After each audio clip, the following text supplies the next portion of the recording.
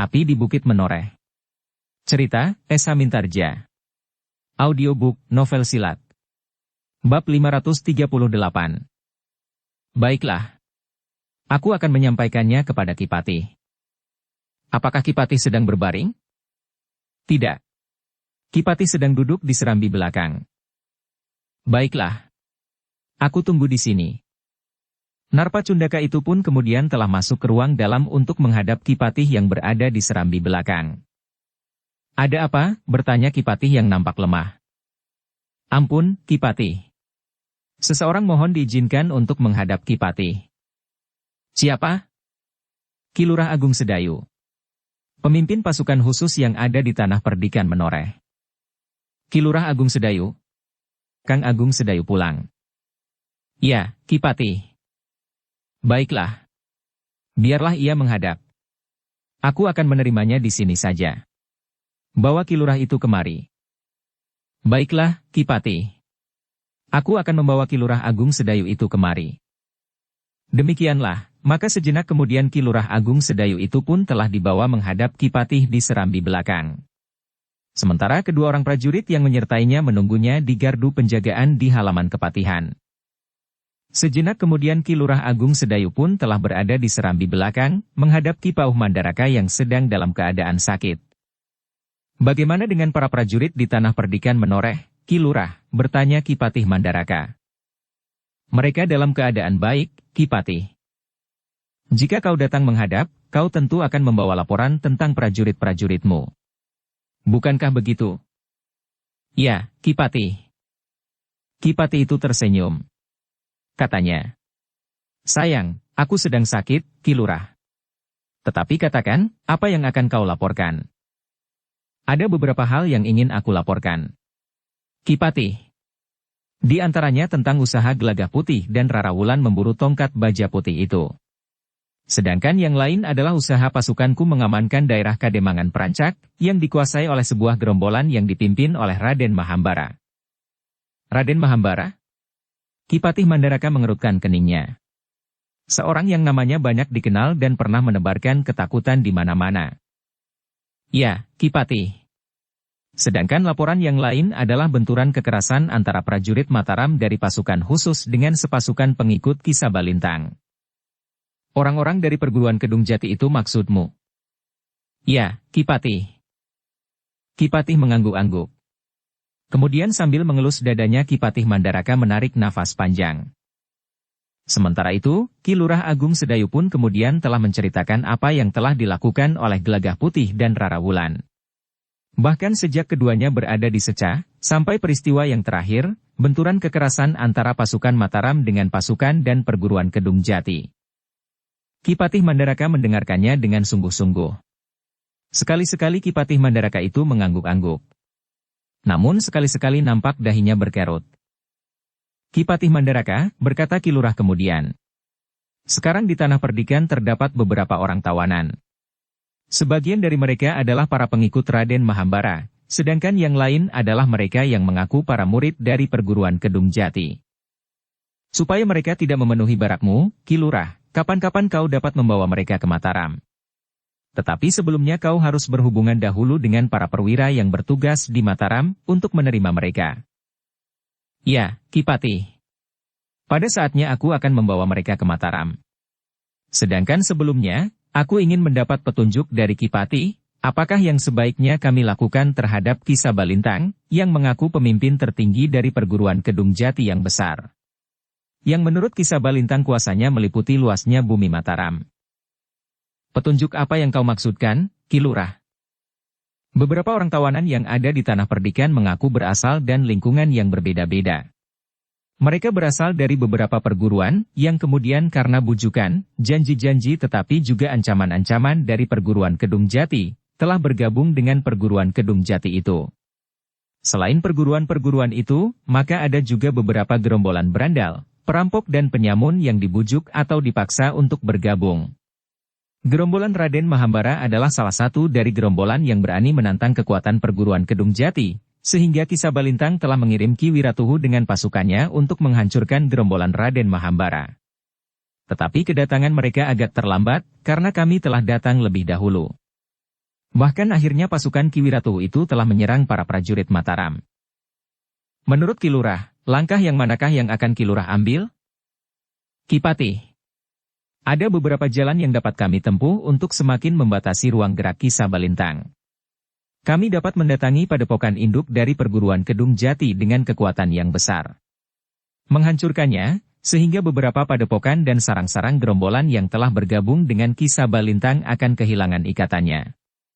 Tetapi untuk melakukannya, harus dicari lebih dahulu di manakah padepokan induk perguruan Kedung Jati itu. Bahkan mungkin Ki Sabalintang dan para pemimpin perguruan Kedung Jati yang mendampinginya justru tidak berada di padepokan induk itu, sehingga mereka luput dari penangkapan. Sedangkan cara yang lain? Kami dapat memotong dahan-dahannya lebih dahulu, Ki Patih.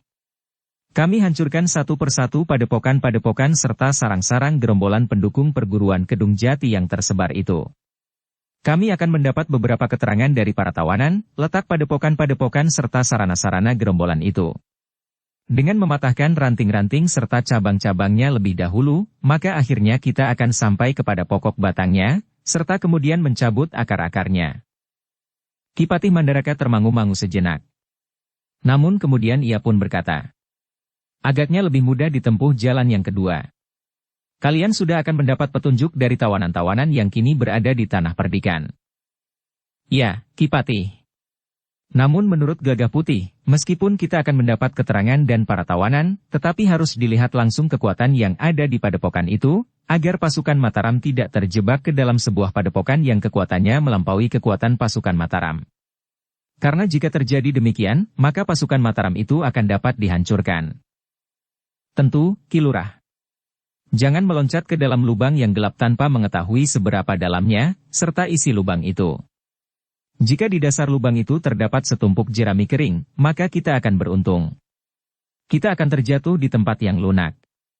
Tetapi jika dasar dari lubang yang dalam itu adalah batu-batu padas yang runcing, maka akibatnya akan jauh berbeda. Ya, Ki Patih. Pendapat Gelagah Putih itu dapat dimengerti. Karena itu, jika menurut petunjuk Ki Patih kami akan menempuh jalan ini, maka yang mula-mula akan kami lakukan adalah mengamati sasaran, sebagaimana dikatakan oleh Gelagah Putih. Jika kau ingin mendengar pendapatku, Ki Lurah, lakukan cara yang kedua, sambil mencari keterangan letak padepokan induk perguruan Kedung Jati itu. Jika demikian, maka kami pun akan memilih cara yang kedua itu, Ki Patih. Tetapi cara yang manapun yang akan kau tempuh, kau harus tetap berhati-hati, Ki Lurah. Ki Lurah mengangguk dalam-dalam sambil menjawab. Ya, Ki Patih. Kami akan sangat berhati-hati. Bukan saja bagi keselamatan tertinggi dari pasukanmu, tetapi perburuan itu jangan menimbulkan kesan bahwa Mataram sedang menghadapi musuh yang besar. Yang akan Ki Lurah lakukan adalah sekedar menebang sebatang pohon besar yang tumbuhnya tidak mapan di halaman. Ki Lurah bukan sedang babat alas untuk membuka sebuah lingkungan hunian. Aku mengerti, Ki Patih. Nah, mudah-mudahan Ki Lurah berhasil. Tetapi sebelum Ki Lurah kembali ke Tanah Perdikan menoreh, aku minta Ki Lurah menghadap Pangeran Purbaya lebih dahulu. Pangeran Purbaya? Ya. Apa yang harus aku sampaikan kepada Pangeran Purbaya? Katakan sebagaimana kau katakan kepadaku. Katakan pula bahwa kau telah datang kepadaku, serta katakan pula pendapatku. Baik, Ki Patih. Aku akan menghadap Pangeran Purbaya. Supaya Pangeran Purbaya percaya bahwa kau telah datang kepadaku, kau akan aku beri pertanda selembar kelebet kecil, yang telah aku bubuhi tapak cincin lambang kepatihan Mataram. Terima kasih, Ki Patih. Ki Patih pun kemudian bangkit dari tempat duduknya. Berjalan perlahan-lahan ke ruang dalam, diikuti oleh Narpacundaka yang sedang bertugas. Beberapa saat kemudian, Ki Putih yang kadang-kadang harus dibantu oleh Narpacundaka, telah kembali sambil membawa selembar kelebet kecil seperti yang dikatakannya. Nah, mudah-mudahan Pangeran Purbaya sependapat. Jika Pangeran Purbaya sependapat, maka kau akan dapat melakukannya. Bahkan Pangeran Purbaya tidak akan membiarkan kau bekerja sendiri. Pangeran Purbaya adalah seorang yang bertanggung jawab atas segala sikap serta langkah yang diambil. Jika Pangeran Purbaya sudah menyatakan sependapat, maka berarti bahwa Pangeran Purbaya akan membantumu sejauh kuasa yang disandangnya. Terima kasih, Ki Patih. Aku mohon diri. Aku akan menghadap Pangeran Purbaya, menyampaikan pesan Ki Patih Mandaraka. Baik, Ki Lurah. Jika saja aku tidak sedang sakit, maka aku akan dengan senang hati melibatkan diri langsung untuk menangani persoalan ini. Jika kelak aku sudah sembuh, aku berniat untuk dapat membantumu. Setidak-tidaknya selalu mengikuti perkembangannya dari dekat. Terima kasih, Ki Patih. Tetapi untuk selanjutnya aku akan selalu memberikan laporan kepada Ki Patih. Tentu saja juga kepada Pangeran Purbaya. Ya, Ki Patih. Baiklah. Sekarang pergilah menghadap Pangeran Purbaya. Tidak berarti aku sudah mengusirmu, tetapi kau tentu memaklumi keadaanku. Selebihnya, dalam keadaan seperti ini, waktumu akan lebih berarti jika kau berbincang lebih jauh dengan Pangeran Purbaya. Pangeran Purbaya tentu akan mengikuti perkembangannya dengan teliti. Ia akan sering bertanya tentang kekuatan yang ada di bawah pimpinanmu. Sejauh mana pasukanmu menyusut dalam tugasmu yang besar kali ini? Ya, Ki Patih. Aku akan mohon diri. Selanjutnya aku akan menghadap Pangeran Purbaya di dalam Kapangranan. Mudah-mudahan Pangeran Purbaya ada di dalam Kapangranan. Hari ini bukan hari pasowanan. Mudah-mudahan Pangeran Purbaya ada di Kapangranan. Ki Lurah Agung Sedayu pun segera minta diri. Ia mengerti bahwa Ki Patih Mandaraka agaknya sudah merasa letih duduk di serambi belakang. Sejenak kemudian, maka Ki Lurah Agung Sedayu serta kedua orang prajurit yang mengiringinya telah meninggalkan dalam kepatihan. Mereka pun segera menuju ke dalam Purbayan. Meskipun Ki Lurah Agung Sedayu sudah mengenal Pangeran Purbaya, tetapi jarak pengenalannya masih agak jauh. Meskipun demikian, dengan pertanda yang diberikan oleh Ki Patih Mandaraka, Ki Lurah berharap bahwa kedatangannya akan mendapat tanggapan yang wajar dari Pangeran Purbaya. Ketika Ki Lurah memasuki regol dalam Kapangranan, maka prajurit yang bertugas pun telah menghentikannya. Ada keperluan apa, Kisanak? Aku datang untuk menghadap Kanjeng Pangeran Purbaya. Kisanak siapa, dan kesatuan mana? Aku lurah prajurit dari pasukan khusus yang berada di Tanah Perdikan Menoreh. Namaku Agung Sedayu. Ki Lurah Agung Sedayu.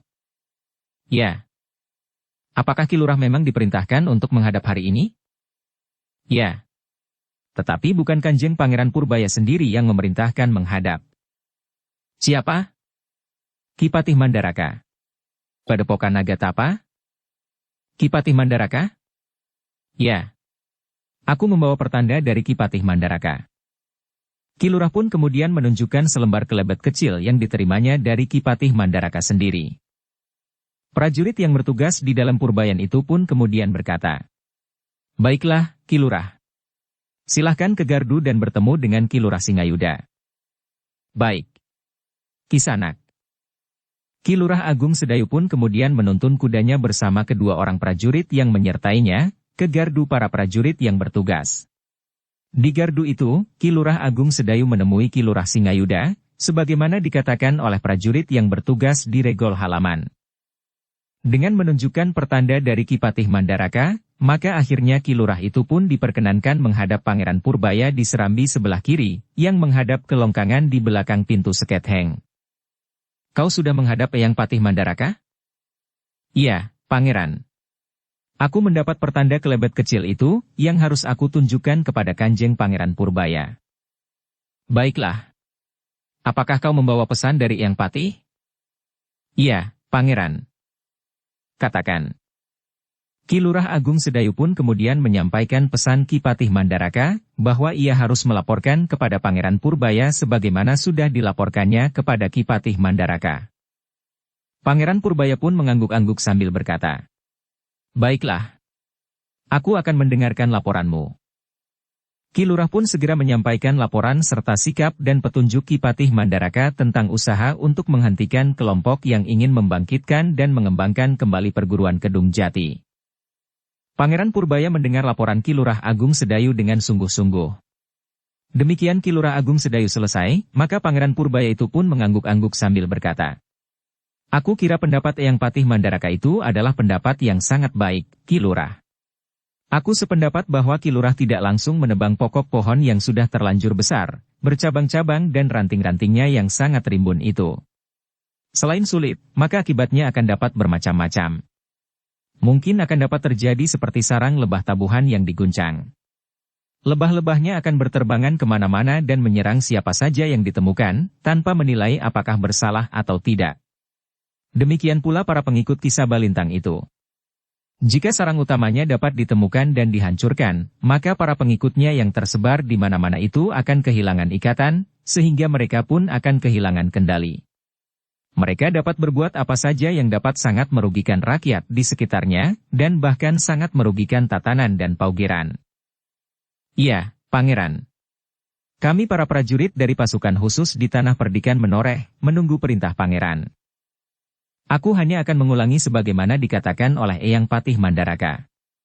Lakukan seperti yang dikehendaki oleh Eyang Patih. Aku akan mendukung semua usahamu, tentu saja menurut lingkup kuasaku di Mataram. Namun aku dapat berbicara dengan para senapati di Mataram. Aku juga dapat berbicara dengan kakakmu, Ki Tumenggung Untara. Terima kasih, Pangeran. Kami akan menjalankannya dengan segala kemampuan yang ada pada kami. Namun sebelum kami bergerak, adik sepupuku akan pergi mengamati sasaran, sesuai dengan keterangan yang akan kami dapatkan dari para tawanan. Dengan demikian, maka kami tidak akan terjebak ke dalam kekuatan yang melampaui kemampuan kami. Bagus. Tetapi tugas adik sepupu Ki Lurah itu tentu akan sangat berat dan berbahaya. Iya, Pangeran. Tetapi mereka sudah melakukan sebelumnya tugas yang mirip dengan tugas yang bakal diembannya. Pangeran Purbaya itu pun mengangguk-angguk. Namun kemudian katanya, baiklah. Jika adik sepupumu itu akan berangkat, ajak ia agar singgah kemari. Aku ingin bertemu dengan adik sepupumu itu. Mungkin ada pesan-pesan yang kelak akan aku berikan. Mungkin pula aku dapat memberikan bantuan apa saja yang pantas baginya. Bukankah perjalanan itu akan makan waktu yang panjang? Ya. Pangeran, ia akan mengamati 2 atau 3 padepokan atau sarang gerombolan yang tergabung dalam perguruan Kedung Jati itu, sebelum kami akan mendatangi sarang itu. Kemudian ia akan pergi ke tempat-tempat berikutnya, sepanjang kami mendapat keterangan dari para pengikut Kisah Balintang itu. Satu kerja yang besar. Tetapi aku ingin memperkuat pesan Eyang Patih Mandaraka. Yang kau lakukan itu adalah sekedar menebang sebatang pohon besar yang tumbuhnya tidak mapan di halaman. Bukan membabat hutan untuk membuka sebuah negeri. Kau tahu maksudnya. Bukankah seperti kau katakan, Eyang berpesan seperti itu? Aku mengerti, Pangeran. Bagus. Jangan mengguncang ketenangan hidup rakyat Mataram dari ujung sampai ke ujung. Usahakan bahwa gejolak yang akan terjadi dapat dibatasi di tempat-tempat kejadian saja. Aku mengerti, Pangeran. Baiklah. Aku akan mendukungmu dari awal. Jangan lupa, bawa sepupumu itu kemari, sebelum ia berangkat untuk melihat padepokan yang pertama. Kami akan segera datang kembali kemari, Pangeran. Kami pun akan mohon diri kepada Ki Patih Mandaraka. Beberapa saat kemudian, maka Ki Lurah Agung Sedayu pun segera minta diri. Ki Lurah itu merasa bahwa ia telah mendapat kepercayaan yang tinggi dari Ki Patih Mandaraka dan Pangeran Purbaya, untuk menghadapi usaha Kisah Balintang memperluas pengaruhnya. Karena itu maka ia pun harus bertindak cepat, agar kepercayaan yang telah diberikan kepadanya itu tidak meragukan. Menjelang sore hari, maka Ki Lurah Agung Sedayu telah menyeberangi Kali Praga. Di tepian ia melihat beberapa orang berkuda tengah menunggu rakit yang sedang menyeberang dari arah barat dengan muatan yang penuh. Di belakangnya masih ada rakit yang lain yang menyeberang searah. Sementara itu, sebuah rakit yang lain baru saja meninggalkan tepian di sebelah timur, menyusul sebuah rakit yang telah mendahuluinya. Hanya ada 4 buah rakit hari ini, desis Ki Lurah Agung Sedayu. Ya, Ki Lurah, sahut seorang prajuritnya. Nampaknya hari ini tidak terlalu ramai. Ada 2 rakit yang tertambat di tepian. Agaknya juru satannya sedang beristirahat hari ini. Tetapi dengan demikian, beberapa orang terpaksa menunggu. Jika 2 buah rakit itu berhenti hari ini, serta sebuah rakit di sisi barat yang juga ditambatkan itu menyeberang, tidak akan terlalu banyak orang yang menunggu. Beberapa orang berkuda serta orang-orang yang membawa bakul dan pikulan itu tentu tidak akan dapat dibawa dalam satu rakit. Sementara itu, orang-orang baru masih berdatangan. Seorang prajurit tertawa pendek. Katanya, nampaknya Ki Lurah agak tergesa-gesa. Biasanya Ki Lurah menunggu dengan sabar di tepian. Ki Lurah Agung Sedayu mengerutkan dahinya. Namun kemudian ia pun tertawa. Katanya, "Ya, rasa-rasanya aku menjadi sangat tergesa-gesa. Seharusnya aku tetap bersabar." Ki Lurah dan kedua orang prajurit yang menyertainya itu pun kemudian telah duduk di tepian seperti beberapa orang yang sudah lebih dahulu datang, sambil memegangi kendali kudanya. Seperti yang dikatakan oleh Ki Lurah Agung Sedayu, ketika sebuah rakit menepi dan menurunkan penumpang-penumpangnya, maka rakit itu tidak dapat menampung orang-orang yang telah menunggu di tepian. Karena itu, maka sebagian dari mereka, termasuk Ki Lurah dan kedua orang prajuritnya, harus menunggu. Namun pada rakit yang kedua yang menepi di tepian sebelah timur, maka Ki Lurah Agung Sedayu serta kedua orang prajuritnya itu sempat naik dan kemudian menyeberang ke barat. Sementara itu matahari pun sudah menjadi semakin rendah. Sinarnya sudah mulai menjadi semburat merah. Cahayanya yang menimpa air Kali Praga yang kecoklat-coklatan itu nampak seperti bias cahaya beribu lampu minyak di dasarnya. Ki Lurah Agung Sedayu hanya singgah sebentar di baraknya, kemudian segera pulang ke rumahnya. Rasa-rasanya Ki Lurah Agung Sedayu memang selalu tergesa-gesa hari itu. Kedua orang prajurit yang menyertainya telah bercerita kepada kawan-kawannya, bahwa setelah Ki Lurah menghadap Pangeran Purbaya, maka ia nampak tidak sabar lagi. Kudanya pun telah dipacunya. Dan bahkan ketika mereka menunggu rakit di penyeberangan Kali Praga, rasa-rasanya Ki Lurah itu tidak sabar lagi menunggu. Sebenarnya lah, malam itu setelah makan malam, maka Ki Lurah Agung Sedayu pun telah berbincang dengan Sekar Mirah, Gelagah Putih, Rara Wulan dan Ki Jayaraga. Ki Lurah telah menceritakan hasil perjalanan ke Mataram. Baik Ki Patih Mandaraka maupun Kanjeng Pangeran Purbaya telah memberikan pesan-pesan mereka. Mereka sependapat untuk memilih cara memotong cabang-cabangnya lebih dahulu, baru menebang batang pohonnya dan mencabut akar-akarnya. Aku kira cara itu memang cara yang terbaik, Kakang. Aku dan Rara Wulan akan mendahului pasukan prajurit Mataram untuk mengetahui kekuatan yang ada di padepokan-padepokan itu. Yang kita ketahui sekarang baru ada 2 padepokan, Jungwangi dan padepokan Nagatapa. Kita akan dapat minta orang-orang Jungwangi dan Nagatapa, atau mereka yang pernah berada di padepokan itu, untuk memberikan beberapa keterangan yang akan dapat menjadi acuan pengamatanku atas kedua padepokan itu.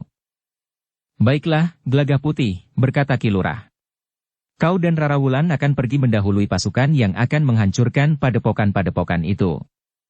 Mungkin dari para tawanan yang lain kita akan mendapat keterangan-keterangan baru tentang padepokan-padepokan yang lain pula. Iya, Kakang. Sebaiknya kita berbicara lagi dengan para tawanan. Setiap orang dapat kita panggil dan kita minta untuk memberikan keterangan tentang asal mereka, sebelum mereka berada di lingkungan perguruan Kedung Jati. Kita pun dapat bertanya, di mana mereka ditempatkan setelah mereka dinyatakan sebagai murid perguruan itu. Gelagah Putih, berkata Ki Lurah Agung Sedayu. Aku pun telah mendapat pesan. Pada saat kalian berdua akan berangkat menjalankan tugas kalian, maka kalian diminta untuk singgah di Mataram, menghadap Kanjeng Pangeran Purbaya. Aku pun akan membawa kalian menghadap pula Ki Patih Mandaraka. Mudah-mudahan Ki Patih itu segera sembuh, sehingga dapat memberikan petunjuk lebih banyak lagi kepada kalian berdua. Ki Lurah Agung Sedayu pun kemudian minta Gelagah Putih dan Rara Wulan untuk pergi ke barak. Mereka akan mendapat kesempatan bersama-sama dengan Ki Lurah Agung Sedayu berbicara dengan para tawanan yang lain untuk mendapatkan bahan sebanyak-banyaknya, sebelum Gelagah Putih dan Rara Wulan berusaha untuk mengamati beberapa padepokan serta sarang-sarang gerombolan yang telah tergabung dalam perguruan Kedung Jati. Malam itu, setelah berbincang panjang dengan Ki Lurah Agung Sedayu, Gelagah Putih masih harus menemui Sukra di sanggar terbuka seperti yang dijanjikannya. Apakah tidak dapat esok pagi saja? Bertanya Rara Wulan. Aku sudah berjanji malam ini. Anak itu tentu menunggu-nunggu. Bukankah malam ini Kakang berbincang-bincang dengan Kakang Agung Sedayu? Setelah aku berbincang dengan Kakang Agung Sedayu. Meskipun sudah lewat tengah malam. Baiklah. Aku ikut pergi ke sanggar. Jika kau ikut pergi ke sanggar, Sukra akan merasa segan. Bahkan malu. Rara Wulan menarik nafas panjang. Katanya. Baiklah. Aku akan tidur saja. Malam itu, Gelagah Putih berada di sanggar bersama Sukra, yang ingin mendapat penilaian dari Gelagah Putih tentang ilmu yang telah dipelajarinya. Di sepinya malam itu, Gelagah Putih duduk di sebuah amben bambu yang panjang di pinggir sanggar terbuka. Sementara itu, Sukra pun berdiri di tengah-tengah sanggar itu. Setelah membuka bajunya, maka Sukra pun mulai mempertunjukkan kemampuannya kepada Gelagah Putih. Mula-mula Sukra bergerak perlahan-lahan. Gerak tangan dan kakinya nampak mantap dan kokoh. Semakin lama semakin cepat. Gelagah Putih mengikutinya dengan saksama setiap gerak yang sekecil apapun. Ternyata Sukra adalah seorang yang memiliki dasar yang kuat untuk menimba ilmu kanuragan. Tubuhnya yang kokoh, kemauannya yang sangat besar, kesungguhan serta ketekunannya, serta kepatuhannya kepada pesan-pesan Gelagah Putih sebelum Gelagah Putih pergi meninggalkan tanah perdikan. Bukan main, desis Gelagah Putih. Namun sesuai dengan pengakuan Sukra yang sekali-kali mendapat petunjuk dan bimbingan dari Ki Jayaraga, maka beberapa unsur geraknya justru menjadi lebih mantap. Demikian Sukra selesai, maka ia pun segera duduk dengan kaki bersilang. Kedua tangannya bergerak perlahan-lahan di samping tubuhnya. Terakhir, Sukra itu pun menarik nafas panjang sambil bangkit berdiri. Perlahan-lahan ia melangkah mendekati Gelagah Putih yang juga sudah berdiri. Aku minta Kakang tidak segan mengatakan sesuai dengan penglihatan Kakang. Tetapi Gelagah Putih pun kemudian memberi isyarat agar Sukra kembali ke tengah-tengah sanggar itu. Bersiaplah. Apalagi yang harus aku lakukan? Gelagah Putih tidak menjawab. Tetapi ia pun menyingsingkan kain panjangnya serta lengan bajunya. Sukra pun mengerti bahwa Gelagah Putih tidak puas menyaksikan Sukra berlatih sendiri. Karena itu, maka Gelagah Putih tentu akan turun untuk menguji langsung kemampuan Sukra. Sejenak kemudian, keduanya pun telah berloncatan di tengah sanggar terbuka itu. Berganti-ganti Gelagah Putih dan Sukra saling menyerang. Dengan hati-hati Gelagah Putih meningkatkan ilmu selapis demi selapis, agar ia dapat mengetahui tataran kemampuan Sukra. Sebenarnya lah bahwa tataran kemampuan Sukra sudah berada di atas dugaan Gelagah Putih. Ia memiliki bekal yang lengkap untuk mencapai tingkat ilmu yang lebih tinggi lagi. Dalam pertarungan itu, maka sekali-kali serangan Gelagah Putih benar-benar mengenai tubuh Sukra, hingga Sukra itu pun terpental beberapa langkah dan bahkan terlempar jatuh. Namun ia pun segera bangkit berdiri dan sekali-sekali membalas menyerang. Sebenarnya lah bahwa Gelagah Putih menganggap bahwa Sukra telah mencapai tataran yang melampaui dugaannya. Bahkan Gelagah Putih masih juga mengagumi daya tahannya yang sangat tinggi. Jika ia mendapat kesempatan, maka ia akan dapat menjadi seorang yang berilmu tinggi, berkata Gelagah Putih di dalam hatinya. Namun katanya kemudian, tetapi tidak terlalu tergesa-gesa. Ia masih sangat muda, sehingga hari-harinya masih panjang. Dengan berlatih sendiri, maka setapak-setapak ilmunya pun sudah menjadi semakin meningkat. Pada saatnya maka tinggal mematangkannya, serta memasuki kemungkinan yang lebih tinggi lagi. Demikianlah, maka sejenak kemudian Gelagah Putih pun telah memberikan isyarat kepada Sukra untuk menghentikan latihan itu. Sudah cukup, Sukra, berkata Gelagah Putih kemudian. Sukra pun meloncat surut.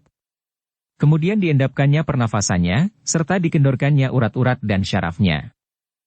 Aku ingin mendengar pendapat Kakang. Gelagah Putih pun kemudian telah memberikan pendapatnya dengan jujur. Ia memuji kelebihan Sukra, tetapi juga mencela kekurangan-kekurangannya. Bahkan bagian-bagian yang terkecil pun tidak terlepas dari pengamatan Gelagah Putih. Besok kau dapat melihat kulitmu yang bernoda kebiruan. Tulang-tulangmu yang terasa sakit. Nah, kau cari sebabnya, kenapa hal itu dapat terjadi. Baik, Kakang. Sekarang beristirahatlah. Aku pun akan tidur, meskipun malam tinggal tersisa sedikit. Di hari berikutnya Agung Sedayu akan membawa Gelagah Putih dan Rara Wulan ke baraknya.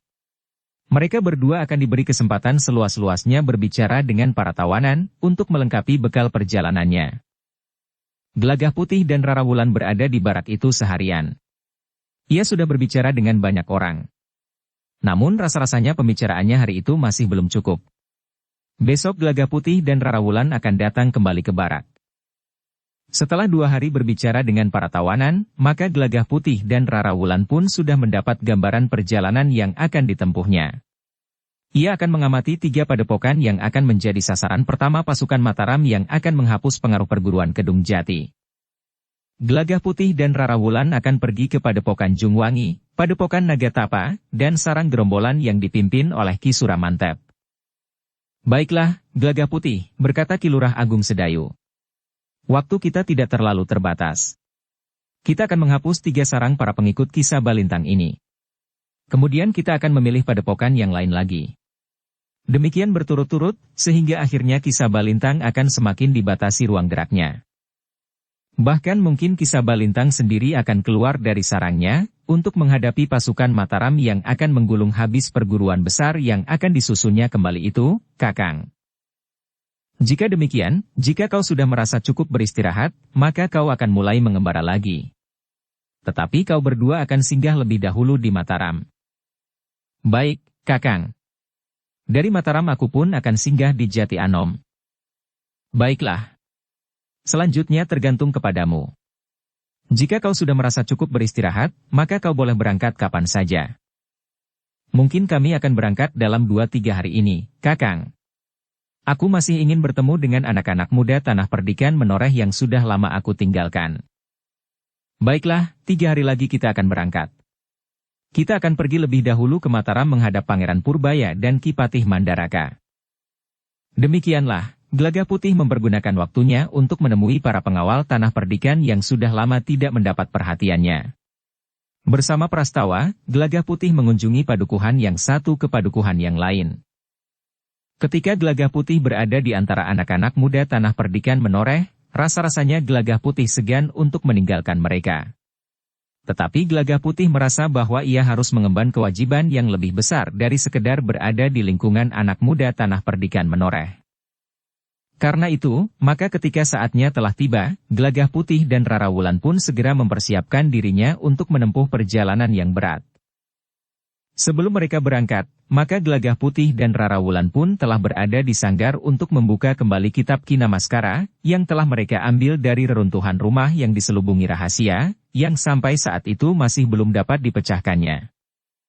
Dengan membaca kembali beberapa bagian dari kitab itu, maka rasa-rasanya ilmu mereka pun telah disegarkan kembali. Beberapa unsur yang baru sempat mereka pelajari dengan sebaik-baiknya. Dengan membuka kembali kitab itu, maka rasa-rasanya Gelagah Putih dan Rara Wulan telah mendapatkan tenaga lebih besar lagi bagi ilmunya. Dengan demikian, maka pada waktunya, Gelagah Putih dan Rara Wulan benar-benar telah siap untuk berangkat mengemban kewajiban yang berat itu. Pagi-pagi sekali, pada hari yang sudah ditentukan, Gelagah Putih dan Rara Wulan sudah siap. Keduanya sengaja akan menempuh perjalanan sejak awal dengan berjalan kaki. Ki Lurah Agung Sedayu bersama kedua orang prajurit yang akan menyertainya, meskipun mereka akan membawa kuda mereka, tetapi kuda mereka itu akan mereka tuntun sampai ke Mataram. Mereka baru akan naik kuda pada perjalanan mereka kembali ke Tanah Perdikan. Gelagah Putih dan Rara Wulan itu pun telah minta diri pula semalam kepada Ki Gede Menoreh dan para pemimpin di Tanah Perdikan. Itulah sebabnya, maka pagi-pagi sekali menjelang keberangkatan Gelagah Putih dan Rara Wulan, Prastawa telah datang untuk ikut melepas mereka pula. Sekar Mirah melepas Rara Wulan dengan mendekapnya sambil berbisik. Berhati-hatilah, Rara Wulan. Seumurmu, seharusnya kau nikmati masa-masa pengantinmu. Tetapi demikian kau menikah, maka kau langsung terjun ke dalam tugas-tugas yang berat. Kau tempuh pengembaraan demi pengembaraan, tanpa dapat meneguk kesenangan yang seharusnya kau nikmati. Rara Wulan menarik nafas panjang. Katanya, aku dapat menikmati pengembaraan ini sebagai tamasya yang mengasyikkan, Bokayu. Tidak ada yang memberi kepuasan lebih besar daripada menjalankan kewajiban dengan baik dan bersungguh-sungguh. Sekar Mirah menepuk wajah Rara Wulan dengan kedua belah telapak tangannya. Kau pantas mendapat penghargaan yang tinggi dari Tanah Perdikan ini, bahkan dari Mataram. Kepercayaan yang diberikan kepadaku sudah merupakan penghargaan yang tinggi, Bokayu. Sekar Mirah mengangguk-angguk. Katanya, tetapi pada suatu saat kau harus berhenti mengembara, Rara Wulan. Kau tidak boleh menjadi perempuan yang kering seperti aku. Kewajiban yang bermacam-macam pernah aku jalani. Tetapi aku tidak pernah mengemban kewajiban sebagai seorang ibu. Kau lihat aku sebagai sebatang pohon yang subur, berdaun lebat di cabang-cabang serta ranting-rantingnya. Tetapi pohon itu tidak pernah berbuah satupun. Aku mengerti, Bokayu. Pada suatu saat aku akan berhenti. Aku ingat pesan Bokayu. Tetapi jika Yang Maha Agung mempunyai rencana lain, maka kita harus menjalaninya. Mata Sekar Mirah tiba-tiba menjadi basah. Tetapi Sekar Mirah mengusap matanya pula. Demikianlah, beberapa saat kemudian, Sekar Mirah, Ki Jayaraga, Sukra dan Prastawa yang sudah berada di rumah itu, melepas Gelagah Putih dan Rara Wulan pergi, setelah beberapa hari mereka berada di rumah. Dukung channel Novel Silat dengan subscribe, follow, like, komen dan share. Bersama Ki Lurah Agung Sedayu, mereka pun singgah di barak prajurit dari pasukan khusus yang ada di Tanah Perdikan. Kemudian mereka meneruskan perjalanan ke Mataram, disertai 2 orang prajurit yang akan menuntun kuda mereka sebagaimana Ki Lurah Agung Sedayu. Beberapa saat mereka berjalan, maka mereka pun sudah berada di tepian. Namun karena masih belum ada rakit yang siap menyeberangkan mereka, maka mereka harus menunggu. Seorang anak muda yang berpakaian rapi tiba-tiba saja bertanya kepada Ki Lurah Agung Sedayu. "Kenapa kau tuntun kudamu? Menilik pakaianmu, kau dan 2 orang kawanmu itu prajurit." Ki Lurah Agung Sedayu memandang anak muda itu sejenak. Agaknya anak muda itu tidak sendiri. Beberapa orang laki-laki menyertainya. "Iya, anak muda," jawab Ki Lurah. "Kami bertiga memang prajurit Mataram. Aku lihat sejak kalian masih belum turun ke tepian, kuda kalian hanya kalian tuntun saja." "Ya. Kami berjalan bersama 2 orang yang tidak berkuda. Karena itu, maka kami harus menuntun kuda-kuda kami." "Kalian membawa tawanan?" "Tidak. Bukan tawanan. Mereka adalah orang-orang Tanah Perdikan, yang kebetulan juga akan pergi ke Mataram. Kami hanya berjalan bersama saja." "Ternyata kalian bertiga terlalu baik hati," berkata anak muda itu. "Kenapa tidak kalian pinjamkan saja seekor kuda untuk mereka berdua, sedangkan 2 orang di antara kalian naik di atas punggung seekor kuda? Kuda kalian adalah kuda yang besar dan tegar, yang tidak akan merasa terlalu berat mendukung 2 orang sekaligus." Ki Lurah Agung Sedayu tersenyum. Katanya, "Mereka berdua tidak terbiasa naik kuda." Anak muda itu tertawa. Dipandanginya Gelagah Putih dan Rara Wulan yang dikatakan kebetulan saja berjalan bersama ke Mataram. Sambil tertawa anak muda itu pun berkata, "Sebaiknya perempuan itu berkuda bersamaku saja. Biarlah yang laki-laki itu bersama salah seorang dari kalian." Ki Lurah Agung Sedayu itu pun dengan serta-merta menyahut, "Terima kasih Kisanak, biarlah kami mengurus diri kami sendiri. Mungkin Kisanak hanya ingin sekedar bergurau. Tetapi jika terlanjur, akan dapat menyinggung perasaan kami." Anak muda itu mengerutkan dahinya. Dengan nada tinggi ia pun berkata, "Aku memang hanya bergurau. Tetapi jika perempuan itu mau, apa salahnya?" "Sudah. Sampai di sini saja. Jangan dilanjutkan," potong Ki Lurah Agung Sedayu. Anak muda itu agaknya tidak mau diperlakukan seperti itu. Tetapi seorang di antara mereka yang menyertainya, mendekatinya sambil menarik lengannya. "Tidak semua orang dapat kau ajak bergurau, Ngger. Bahkan mungkin guraumu agak terlanjur menurut pendapat prajurit itu. Mentang-mentang ia seorang prajurit, Paman. Ayah mempunyai pengaruh yang besar terhadap para prajurit di Mataram. Bahkan para prajurit yang berpangkat tinggi. Bukan hanya prajurit yang ditempatkan di Padesan." Orang yang menariknya itu pun menjawab, "Ya. Tetapi bukan pula berarti bahwa kau dapat berbuat apa saja." Anak muda itu masih saja bergeremang. Tetapi suaranya tidak lagi terdengar jelas. Ketika sebuah rakit menepi, serta setelah penumpangnya turun, maka orang-orang yang menunggu di tepian pun telah naik ke rakit itu. Namun Ki Lurah Agung Sedayu berkata, "Kita akan naik rakit berikutnya. Selain rakit itu sudah terlalu banyak penumpangnya, kita hindari anak muda itu." Gelagah Putih dan Rara Wulan tidak menjawab. Tetapi mereka mengerti maksud Ki Lurah Agung Sedayu. Jika mereka berada dalam satu rakit dengan anak muda itu, maka akibatnya akan dapat menjadi buruk. Demikianlah, maka anak muda itu pun berada di seberang lebih dahulu pula.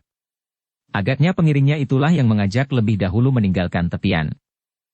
Ketika Ki Lurah Agung Sedayu, kedua orang pengiringnya, Gelagah Putih serta Rara Wulan masih berada di atas rakit yang sedang menyeberang, maka anak muda itu bersama pengiringnya telah melarikan kuda mereka. Baru beberapa saat kemudian mereka melanjutkan perjalanan.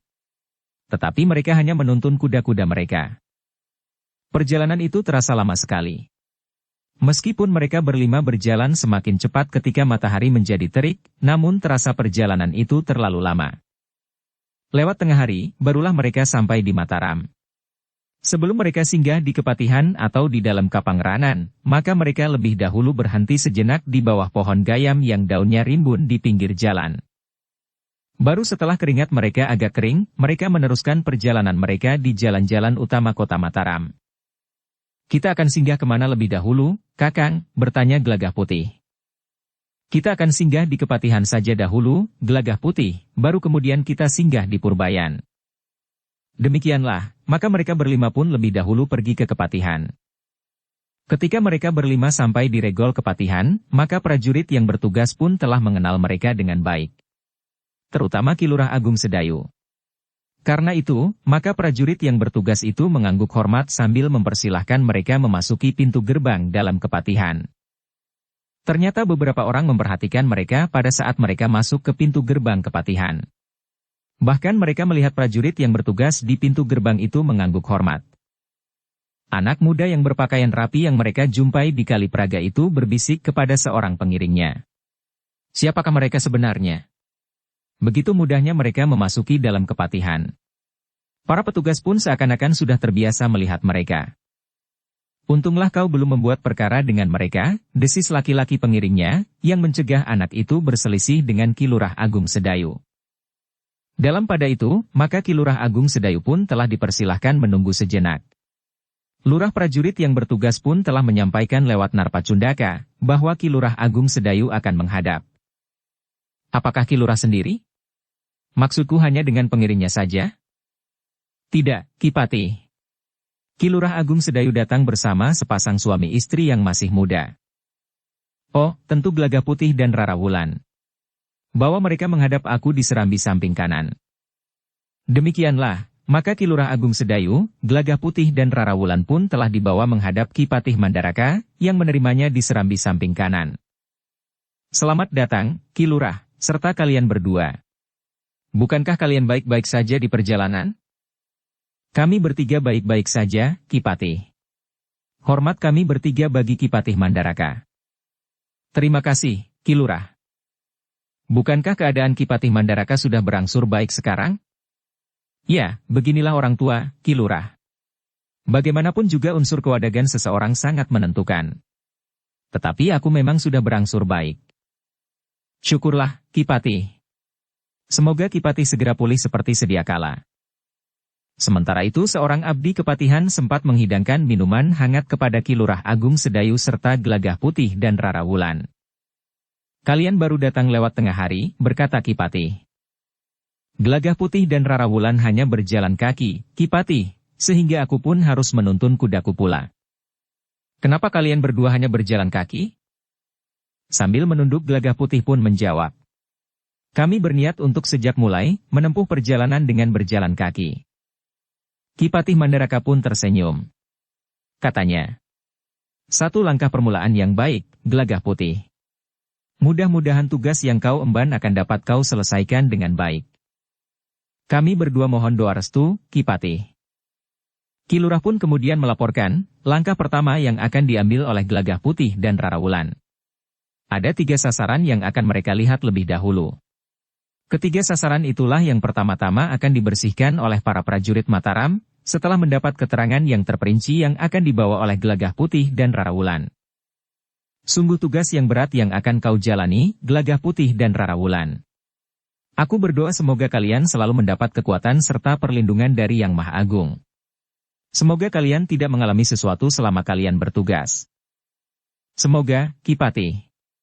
Doa restu Ki Patih Mandaraka akan menyertai kami. Ki Patih pun kemudian telah memberikan berbagai macam pesan kepada Gelagah Putih dan Rara Wulan. Pesan yang sangat berarti bagi tugas yang akan mereka emban kemudian. "Aku tidak dapat memberimu bekal apa-apa, Gelagah Putih dan Rara Wulan, kecuali pesan-pesan saja. Sebagai orang tua yang umurnya jauh lebih banyak dari umur kalian berdua, aku tentu telah melihat dan mendengar lebih banyak dari kalian. Karena itu, aku dapat memberikan pesan-pesan berdasarkan penglihatan dan pendengaranku selama ini. Terima kasih, Ki Patih Mandaraka." Pesan, petunjuk serta nasihat yang Ki Patih berikan, jauh lebih berharga dari bekal yang berupa apapun. Gelagah putih, desis Ki Patih. Kalau aku melihatmu, maka aku selalu saja terkenang kepada cucuku, Rangga. Anak nakal yang memiliki ilmu tidak terbatas itu. Ternyata apa yang aku lihat ada di dalam diri cucu Rangga, telah ada padamu. Maksudku ilmu yang sangat tinggi itu. Tetapi watakmu dan watak cucu Rangga memang sangat berbeda. Latar belakang kehidupanmu dan kehidupan cucu Rangga memang jauh berbeda pula. Gelagah putih tidak menjawab. Tetapi ia justru menunduk semakin dalam. Batu yang merupakan tangga di pintu butulan itu masih saja berlubang-lubang sebesar jari-jari tangan. Cucu Ranggalah yang melakukannya. Pada saat ia menunggu aku keluar dari ruang dalam lewat pintu butulan, jari-jarinya ditusuk-tusukannya ke dalam batu, yang baginya seakan-akan selunak tanah liat yang masih basah, yang akan dibentuk menjadi gerabah itu. Ki Lurah Agung Sedayu menarik nafas panjang. Jika itu yang dikatakan oleh Ki Patih Mandaraka, yang mempunyai ketajaman penglihatan ganda, penglihatan mata lahiriahnya dan penglihatan mata hatinya, maka Ki Lurah Agung Sedayu yakin bahwa Gelagah Putih memang memiliki tataran ilmu yang sulit untuk dijajagi, sebagaimana Raden Rangga. Dengan demikian, maka Ki Lurah Agung Sedayu pun ikut berbangga pula karenanya. Kalau selama ini Gelagah Putih selalu bersamanya, maka tidak sia-sialah ia berusaha ikut meningkatkan ilmu Gelagah Putih lewat beberapa aliran ilmu. Ki Jayaraga pun seolah-olah telah ikut menitipkan kelangsungan hidup aliran ilmunya pada perjalanan hidup Gelagah Putih di dunia olah kanuragan. Sejenak kemudian, ruangan itu pun menjadi hening. Dada Rara Wulan serasa bergejolak pula. Meskipun yang disebut adalah Gelagah Putih, namun Rara Wulan pun ikut merasa tersanjung pula. Dalam pada itu, sejenak kemudian Ki Patih Mandaraka itu pun berkata, Gelagah Putih dan Rara Wulan selain bekal ilmu, karena kalian akan mengembara melewati berbagai tempat dan lingkungan yang masih diselimuti oleh kebutuhan-kebutuhan duniawi, maka kau tidak akan dapat melepaskan diri dari pemenuhan kebutuhan duniawi itu. Kau tidak dapat memungut nasi begitu saja di sepanjang jalan. Kau juga tidak dapat meneguk minuman tanpa memperhitungkan harga minuman itu. Mungkin pula kau perlu menginap di suatu tempat. Meskipun ada banjar yang terbuka bagi siapapun, tetapi sekali-sekali kalian akan menginap di sebuah penginapan, sehingga harus membayar sewa bilik penginapannya. Karena itu, maka kalian tidak dapat lepas dari kebutuhan uang, sebagai satu kenyataan yang tidak dapat kalian ingkari. Dengan demikian, maka singkatnya, Gelagah Putih dan Rara Wulan, aku juga ingin memberi kalian berdua bekal uang bagi perjalanan kalian. Gelagah Putih dan Rara Wulan pun mengangkat wajah mereka. Namun Gelagah Putihlah yang menjawab. Terima kasih, Ki Patih. Kami berdua telah mendapat bekal uang dari Kakang Agung Sedayu. Ki Patih pun tersenyum. Katanya, tidak apa-apa. Bukankah kalian akan menempuh perjalanan panjang yang tidak dapat direncanakan panjang waktunya? Karena itu, jangan menolak.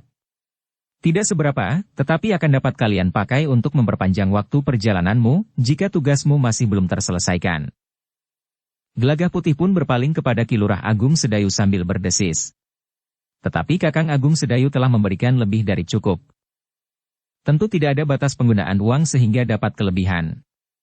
Mungkin kalian harus mengeluarkan uang tanpa kalian duga serta kalian perhitungkan sebelumnya. Ketika Gelagah Putih berpaling kepada Ki Lurah Agung Sedayu, maka Ki Lurah pun mengangguk mengiyakan. Karena itu, maka tidak ada alasan lagi bagi Gelagah Putih untuk menolaknya. Sambil membungkuk hormat, maka ia pun berkata, kami berdua mengucapkan terima kasih yang sebesar-besarnya, Ki Patih. Gelagah Putih dan Rara Wulan, berkata Ki Patih. Uang itu tentu dapat kau pergunakan untuk berbagai macam keperluan. Mungkin kau memerlukan keterangan yang tidak dapat kau lihat langsung. Dengan uang, kau mengupah seseorang. Tetapi mungkin kau menyuap seseorang. Untuk kepentingan yang besar dan berarti bagi banyak orang, maka cara itu dapat saja kau lakukan. Gelagah Putih mengangguk dalam-dalam sambil menjawab. Ya, Ki Patih. Kami mengerti. Nah, dengan demikian, kau memang memerlukan uang cukup banyak. Tetapi dibanding dengan tugas yang kau emban, maka uang yang aku berikan ini sebenarnya terlalu sedikit. Namun ketika Gelagah Putih dan Rara Wulan menerima uang itu, maka jantung mereka pun merasa berdebaran. Uang itu rasa-rasanya amat banyak. Untuk beberapa saat, Ki Patih Mandaraka masih memberikan pesan. Juga dalam hubungannya mempergunakan uang untuk menembus batas-batas yang sulit untuk disibakkan. Beberapa saat kemudian, maka Ki Patih itu pun berkata, "Nah, aku kira sudah banyak yang aku pesankan kepada kalian berdua. Hati-hatilah. Kalian mengemban tugas negara." Gelagah Putih dan Rara Wulan itu pun kemudian mohon diri untuk melanjutkan perjalanan. Mereka masih harus singgah di dalam Kapangranan untuk menghadap Pangeran Purbaya.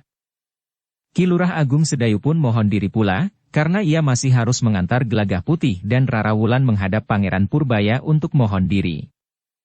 Kedua orang suami istri ini yang akan berangkat mengamati beberapa perguruan dan sarang gerombolan itu, Ki Lurah. "Iya, Pangeran. Laki-laki itu adalah adik sepupuku." Pangeran Purbaya menarik nafas panjang. Katanya, "Mereka masih terhitung sangat muda. Dengan demikian mereka berdua telah mengorbankan masa muda mereka untuk menjalankan tugas-tugas yang terhitung sangat berat ini. Bahkan seandainya para prajurit Sandi pun akan menerima tugas ini dengan jantung yang berdebar-debar. Tetapi nampaknya mereka berdua menerima tugas ini dengan hati yang terbuka. Mereka merasa bahwa kepercayaan yang diberikan kepada mereka adalah satu kehormatan, sehingga mereka akan menjalankannya dengan senang hati." Pangeran Purbaya mengangguk-angguk. Katanya, "Ya, aku mengerti bahwa keduanya lah yang mendapat perintah untuk mengambil tongkat baja putih itu dari tangan Ki Sabalintang." "Iya, Pangeran. Tetapi keduanya tidak mampu melakukannya. Yang terjadi di secah itu hampir saja memberi mereka kesempatan untuk mendapatkan tongkat baja putih yang berada di tangan Ki Sabalintang, namun ternyata Ki Sabalintang berhasil lolos. Aku kira, siapapun yang mendapat tugas seperti itu, tidak akan mampu melakukannya dalam waktu yang terhitung singkat. Mungkin setelah bertahun-tahun. Tetapi cara yang akan Ki Lurah tempuh itu, akan mempercepat usaha untuk menguasai tongkat baja putih itu. Tetapi sebenarnya yang penting bukan tongkat baja putihnya. Tetapi satu keyakinan, bahwa orang yang menguasai tongkat baja putih itu tidak mendapatkan kesempatan untuk menghasut orang banyak sehingga dapat menimbulkan persoalan-persoalan di mana-mana, yang akan dapat mengganggu tegaknya Mataram." "Iya, Pangeran. Nah, sekarang Gelagah Putih dan Rara Wulan akan menjadi ujung dari serangkaian langkah yang akan diambil Mataram untuk menghancurkan kekuatan yang membayangi kekuasaan Mataram. Mumpung kekuatan itu belum benar-benar kokoh serta mengakar di hati rakyat Mataram." "Iya, Pangeran." Dengan demikian, maka Pangeran Purbaya telah memberikan berbagai macam pesan-pesan penting bagi Gelagah Putih dan Rara Wulan. Dengan tegas Pangeran Purbaya pun berkata, "Kalian tidak perlu memaksa diri jika keadaan yang kalian hadapi benar-benar gawat. Jangan terlalu berpijak pada harga diri yang berlebihan, sehingga kalian mengingkari kenyataan. Jika kalian gagal, maka jangan merasa diri kalian tidak berharga. Setiap usaha menghadapi kemungkinan berhasil atau gagal, sehingga kegagalan adalah hal yang wajar." Gelagah Putih dan Rara Wulan menundukkan kepala mereka. Tetapi mereka mendengar semua pesan Pangeran Purbaya dengan sungguh-sungguh. "Nah, aku tahu bahwa untuk melaksanakan tugas kalian, maka kalian tidak akan dapat menghindar dari harga kebutuhan dan jasa di sepanjang perjalanan. Karena itu, maka kalian berdua akan membawa bekal uang untuk membelinya." Gelagah Putih pun dengan serta-merta telah menjawab, "Ampun Pangeran. Kami sudah mendapat bekal uang dari Kakang Agung Sedayu. Kami telah mendapat pula bekal uang dari Ki Patih." Pangeran Purbaya tertawa.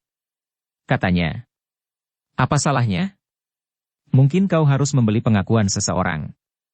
Mungkin kau harus membeli petunjuk atau isyarat apapun di perjalanan.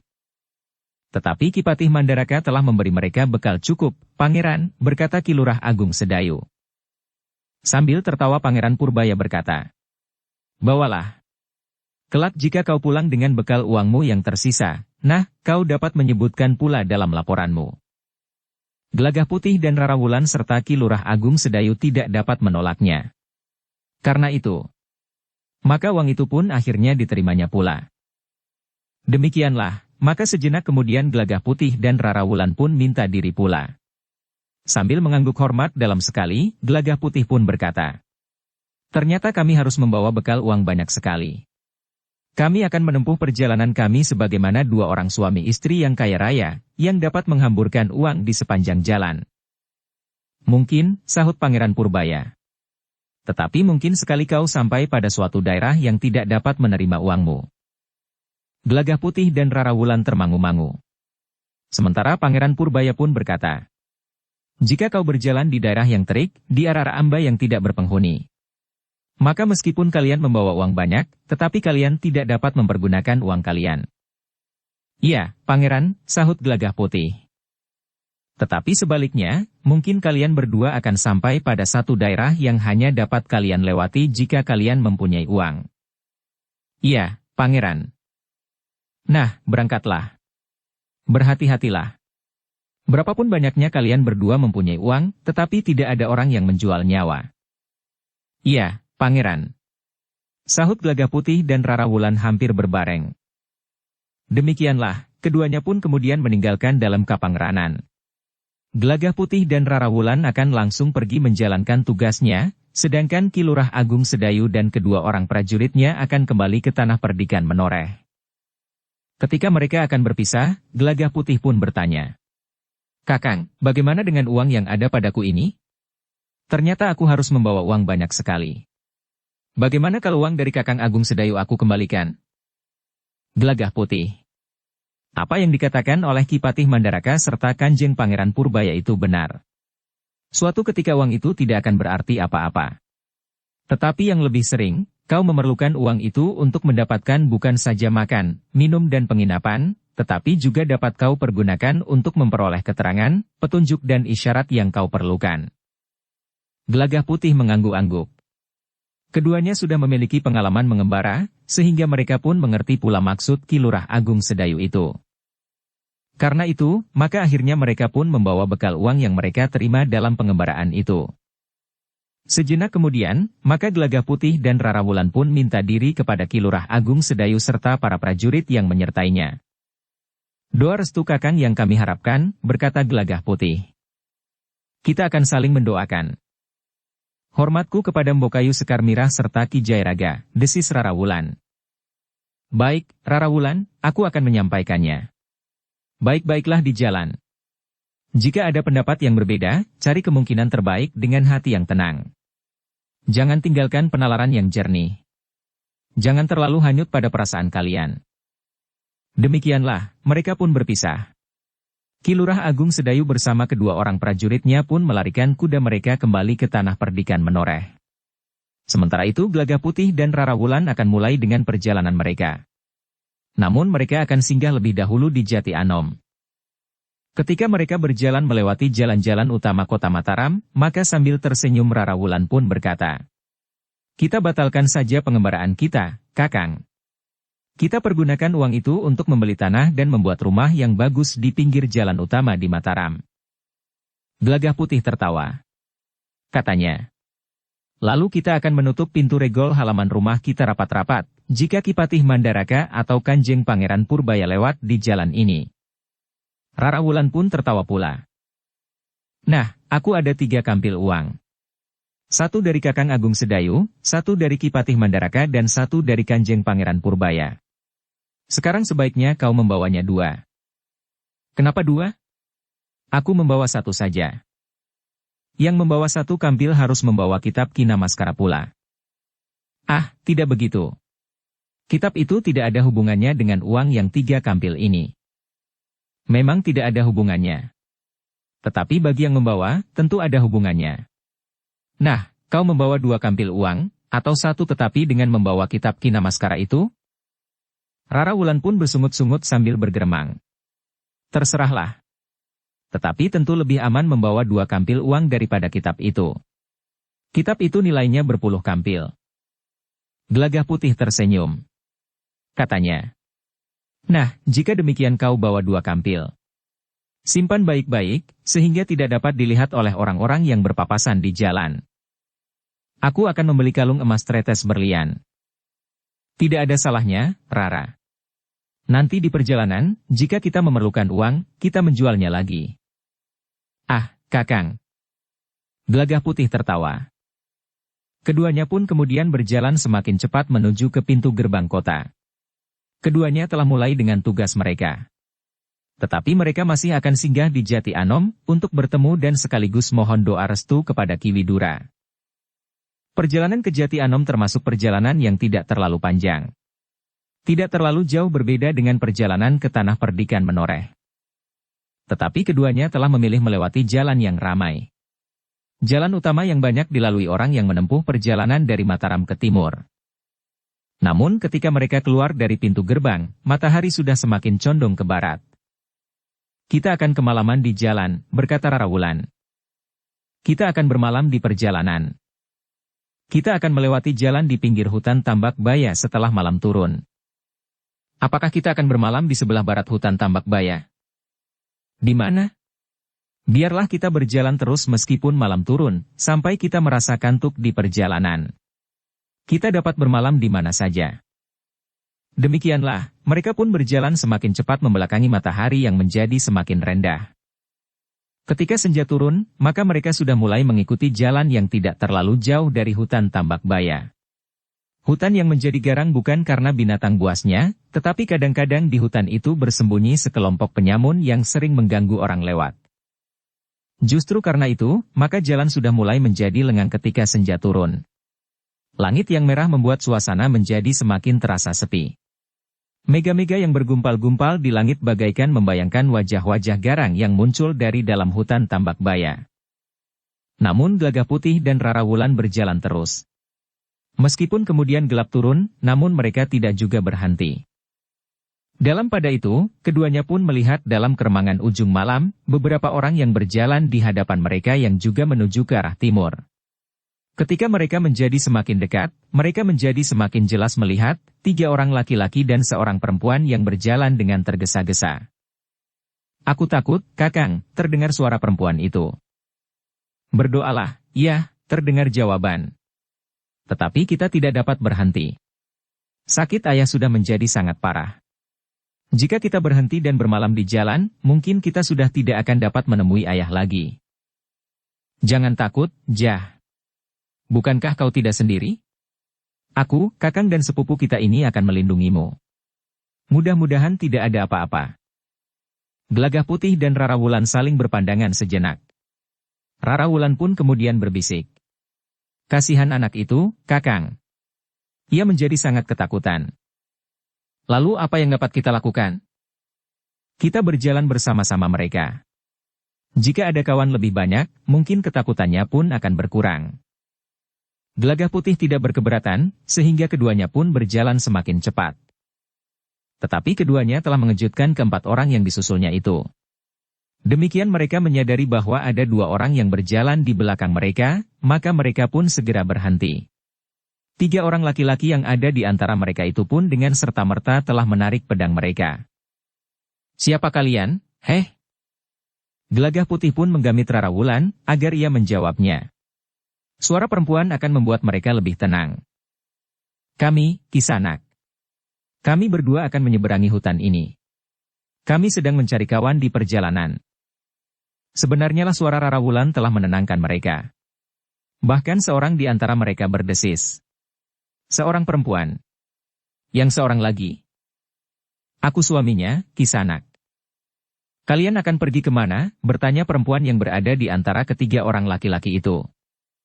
"Kami ingin mengunjungi ayah kami di Jati Anom, Kisanak." "Jati Anom? Jati Anom di kaki Gunung Merapi di arah timur itu?" "Iya, Kisanak." "Bukankah Jati Anom itu jauh sekali?"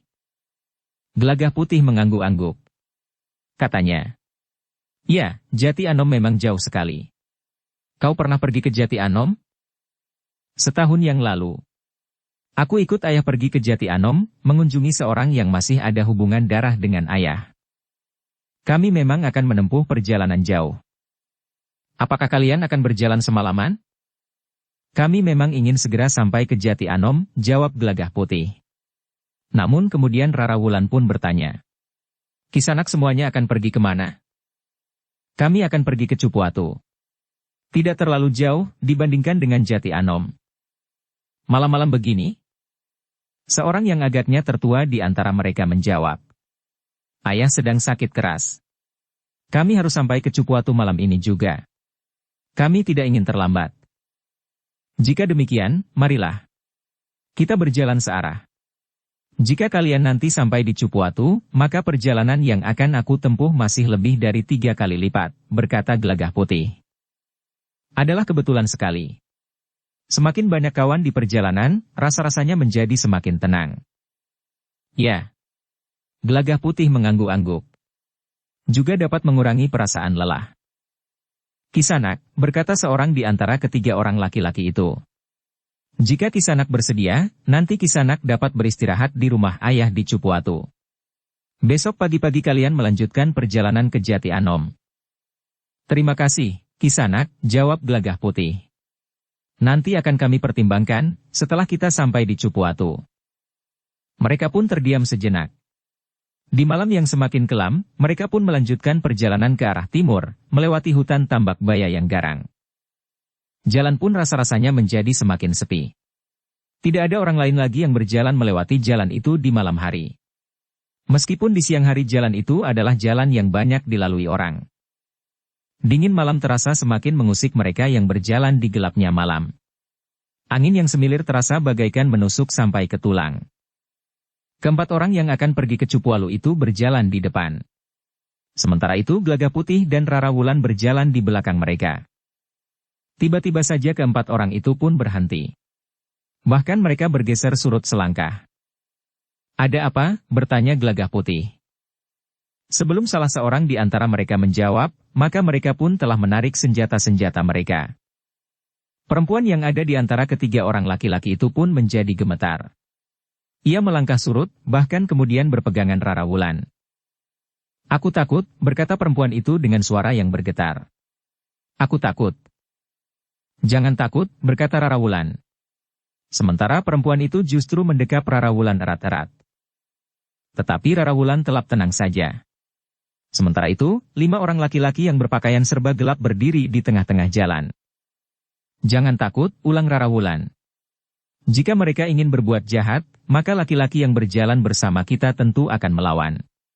Menurut penglihatanku mereka berlima, sedangkan ada 4 orang laki-laki bersama kita. Jumlahnya hampir sama. Tetapi mereka adalah penyamun yang garang. Jauh, dibandingkan dengan Jati Anom. Kita masih harus meyakinkan, apakah mereka penyamun atau hanya orang lewat seperti kita. Perempuan itu terdiam. Sementara itu laki-laki tertua di antara ketiga orang laki-laki yang akan pergi ke Cupuatu itu pun bertanya. Siapakah kalian, Kisanak, yang tiba-tiba saja telah berdiri di tengah jalan? Seorang di antara kelima orang itu maju selangkah. Dengan nada yang berat serasa menekan jantung, orang itu pun menjawab. Kami tidak akan berbelit-belit. Serahkan semua harta benda yang kau bawa. Uang, perhiasan, pakaian dan apa saja. Kami tidak membawa apa-apa, Kisanak. Kami menempuh perjalanan malam karena orang tua kami sedang sakit. Karena itu tidak ada yang dapat kami berikan kepadamu. Kalian tentu berbohong. Jika benar kalian tidak membawa apa-apa, beri kesempatan kami menggeledah kalian. Silahkan, berkata laki-laki itu. Kami tidak berkeberatan. Geledah kami semua. Jika ada yang berharga, ambillah. Kami memang membawa uang beberapa keping, sekedar untuk bekal di perjalanan kami yang jauh. Tetapi jika uang yang beberapa keping itu akan kalian ambil, ambillah. Tetapi tentu saja Gelagah Putih dan Rara Wulan tidak akan membiarkan orang-orang itu menggeledah mereka, karena mereka membawa 3 kampil uang yang akan menjadi bekal perjalanan mereka dalam tugas mereka. Karena itu, maka Gelagah Putih pun berkata, Kisanak, tolong, beri kesempatan kami lewat.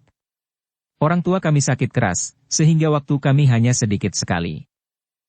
Orang yang berdiri di paling depan itu pun berkata, Kau jangan banyak tingkah. Aku minta kalian membuka baju kalian. Kami akan menggeledah, apakah kalian membawa uang dan perhiasan atau tidak. Ada 2 orang perempuan di antara kami, berkata Gelagah Putih. Tentu mereka tidak akan dapat membuka baju mereka. Perempuan merupakan makhluk yang langka di antara kami. Karena itu, maka mungkin sekali kami memerlukan 2 orang perempuan itu. Mbokayu, perempuan yang akan pergi ke Cupuatu itu mendekap Rara Wulan semakin ketat. Aku takut. Tetapi penyamun yang berdiri di paling depan itu pun berkata lantang. Cepat. Buka baju kalian. Apakah kalian membawa uang atau tidak? Gelagah Putih pun kemudian melangkah ke depan pula. Jangan hambat perjalanan kami, Kisanak. Tolong, ayah kami sakit keras. Mungkin Kisanak merasakan kepedihan kami. Bayangkan jika ayah kalian menderita sakit keras, sehingga waktu pun terasa menjadi sangat sempit. Diam, bentak penyamun itu. Kalau kau masih berusaha mengelak sekali lagi, maka aku akan menghabisimu. Gelagah Putih memang tidak mempunyai pilihan. Namun yang terutama harus dipertahankan justru bukan 3 kampil uang, tetapi kitab Kinamaskara yang ada padanya. Karena itu maka Gelagah Putih itu pun kemudian berkata, "Tidak, Kisanak, aku tidak akan membiarkan Kisanak menggeledah kami." Apa? Jika saja nampak, maka wajah penyamun yang berdiri di paling depan itu menjadi merah. Kau berani menantang kami? Aku tidak menantang, Kisanak. Kami hanya menolak untuk digeledah. Tetapi yang tertua di antara laki-laki yang akan pergi ke Cupuatu itu pun menyela. Kenapa kau keberatan? Kami sama sekali tidak berkeberatan. Biarkan mereka menggeledah kita. Dengan demikian, maka persoalannya akan cepat selesai, sehingga kita akan dapat melanjutkan perjalanan. Tetapi menggeledah kita itu berarti merendahkan harga diri kita. Meskipun kita tidak membawa apa-apa, tetapi dengan membiarkan mereka menggeledah kita, maka kita sudah menundukkan kepala kita di bawah kaki mereka. Kisanak, berkata laki-laki tertua itu. Ayahku sedang sakit. Kau jangan menambah beban persoalan kami. Tetapi kita harus mempertahankan harga diri kita. Jika demikian, terserah kepada kalian berdua. Jangan melihatkan kami berempat. Kehadiran Kisanak berdua ternyata hanya akan mempersulit keadaan. Orang itu pun kemudian berkata kepada orang-orang yang menghentikan mereka itu. Geledahlah kami berempat. Kami tidak keberatan. Kedua orang ini bukan keluarga kami. Kami hanya secara kebetulan berjalan bersama-sama. Siapa saja yang kau sebut berempat itu? Orang itu pun kemudian minta kepada keluarganya untuk memisahkan diri dari Gelagah Putih dan Rara Wulan. Katanya, "Maaf, Kisanak, bukan maksud kami untuk tidak saling menolong, tetapi kami ingin persoalan ini segera selesai, agar kami dapat segera melanjutkan perjalanan." Gelagah Putih itu pun mengangguk-angguk sambil menjawab. "Aku mengerti, Kisanak. Karena itu maka silahkan. Lakukanlah yang terbaik bagi Kisanak. Tetapi kami berdua tidak akan mengizinkan orang-orang itu menggeledah kami." Pemimpin dari para penyamun itu menjadi marah. Dengan geram ia pun berkata, "Kau sangat sombong, Kisanak. Kau hanya berdua dengan seorang perempuan. Kau mau apa? Jika kau menolak untuk digeledah, maka kami akan mempergunakan kekerasan. Penolakanmu bagi kami adalah satu isyarat bahwa kau berdua tentu membawa barang-barang berharga." "Ya," jawab Rara Wulan, "di luar dugaan para penyamun dan bahkan 4 orang yang akan pergi ke Cupuatu. Kami membawa uang dan perhiasan. Karena itu kami berdua menolak digeledah. Jika kalian menggeledah kami, maka kalian akan menemukan beberapa kampil uang yang kami bawa, serta perhiasan yang aku kenakan." "Iblis betina, kau.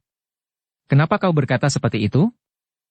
Kalau kami sudah berani membawa uang beberapa kampil, serta mengenakan perhiasan yang mahal harganya, lewat di sebelah hutan Tambak Baya, tentu kami pun siap menghadapi segala kemungkinan. Karena itu, minggirlah. Jangan ganggu kami. Atau kami akan memaksa kalian berlutut di hadapan kami." Kemarahan pemimpin penyamun itu telah membakar ubun-ubunnya. Dengan geram ia pun berkata, "Biarlah keempat orang itu melanjutkan perjalanannya. Tetapi yang 2 orang ini akan menjadi makanan kita malam ini." "Jangan mencari perkara, Kisanak," berkata Gelagah Putih. "Aku peringatkan kalian sekali lagi." "Persetan," geram pemimpin penyamun itu. "Ambil uang dan perhiasannya. Jika mereka menolak, bunuh mereka berdua." Bokayu, perempuan yang akan pergi ke Cupualu itu menjerit tertahan. "Jangan sakiti perempuan itu. Kau tidak usah turut campur, atau kau pun akan aku perlakukan seperti perempuan yang seorang itu." Bersambung ke bab 539. Dukung kami dengan subscribe, follow, like, komen dan share. Terima kasih.